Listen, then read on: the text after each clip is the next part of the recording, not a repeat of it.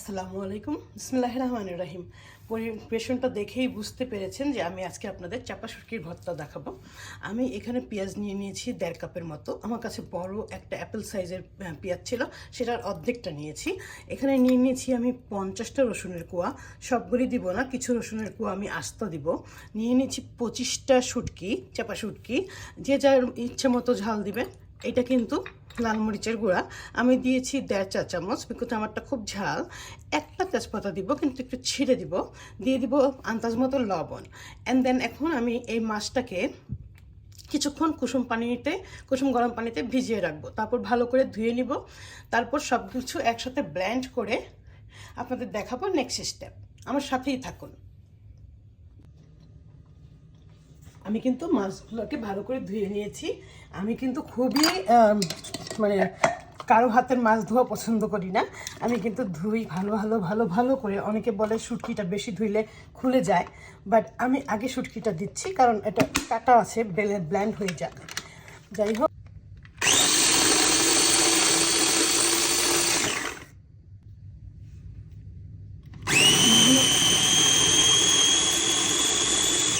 এখন হলো পেঁয়াজটাও ব্লেন্ড করে নিয়েছি।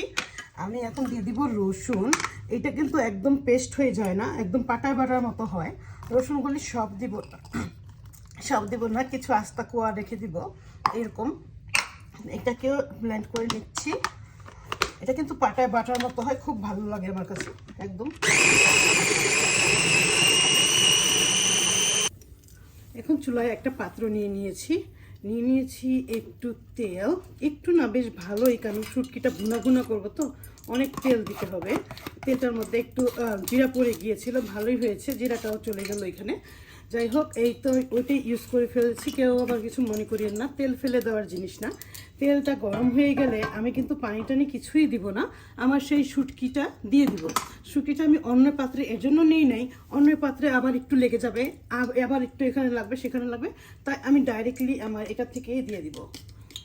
এখান থেকেই ডাইরেক্টলি আমি দিয়ে দিলাম। ভালো করে কেচে সবগুলি নিয়ে নিই। শুটকি ওয়েস্ট করা ঠিক না, শুটকি এত মজার একটা জিনিস, ওয়েস্ট করলে মনে হয় ভর্তাটা কমে যাবে। যাই হোক, এই যে শুটকিগুলো এখানে দিয়ে দিলাম। এখন দিয়ে দিব আমার সেই তেজপাতাটা, একটু ছিঁড়ে দিই। আর দিয়ে দিলাম হলো লবণ। দেখেছেন অনেক তেল দিছি কিন্তু। আচ্ছা, এই আমার শুকনো মরিচের গুঁড়াটাও, এটার মধ্যে আর কিচ্ছু লাগবে না, একদম একদম একদম ডান। এটাকে এখন ভুনা করে নিব। যদি পেঁয়াজের যে পানি থাকে, রস থাকে, সেটা শুকিয়ে যাবে। একদম এভাবে করে ভুনা করব। দেখি কতক্ষণ লাগে, আপনাদেরকে নিশ্চয়ই টাইমটা বলে দিব ইনশাল্লাহ। এটার মধ্যে আমি হলুদও দিব না, জিরাও দিব না, ধনিয়াও দিব না, কিচ্ছুই কিন্তু দিব না। হলুদ আমার আম্মু কেন যেন বলেছে শুটকিতে হলুদ দিতে হয় না, কিন্তু ইউটিউবারদের এবং আমাদের এখানে সব ভাবিদের দেখি কিন্তু শুটকিতে কিন্তু একটু হলুদ দেয়, বাট আমি কিন্তু দিব না। যেহেতু আমার আম্মু দিত না, আমার আম্মু বলতো শুটকিতে হলুদ দিতে হয় না, কেন হয় না আই ডোন্ট নো, মেবি শুধু এটাতেই ভুনা করলে কালারটা সুন্দর হবে তাই। আচ্ছা, দেখি আমি একটু ভিডিও লং না করে ফিরে আসছি এটা শুকানোর পরে। আমি আবার একটু দেখাইতে অন করলাম ক্যামেরাটা, দেখেন এটা কিন্তু এরকম ঠিক হয়ে গেছে, হালুয়ার মতো। এখন এটার মধ্যে আপনারা চাইলে কাঁচামরিচ দিতে পারেন। আমি ভাই আমেরিকায় থাকি, আমার ঘরের সামনে ফ্রোজেন কাঁচামরিচ, আস্ত কাঁচামরিচ নাই, ফ্রোজেন আছে। আমি কয়েকটা ফ্রোজেন কাঁচামরিচ দিয়ে দিলাম এর মধ্যে, ঠিক আছে? কিছু মনে করিয়েন না, কারণ আমার তো ফ্রেশটা নাই, তো আমি এটাই দিয়ে দিলাম। যার যদি একটু বেশি ঝাল খেতে ইচ্ছা করে, তাহলে কিন্তু এটা ভেঙে খেতে পারবে। আর আমি যে কয়টা আস্ত রসুন রাখছিলাম না, সেটা এখন আমি এখানে দিয়ে দিলাম।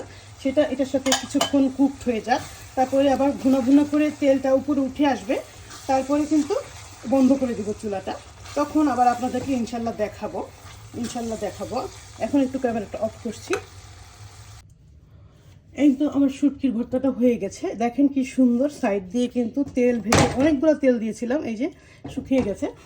এটা এখন পরিবেশন করে ফেলবো।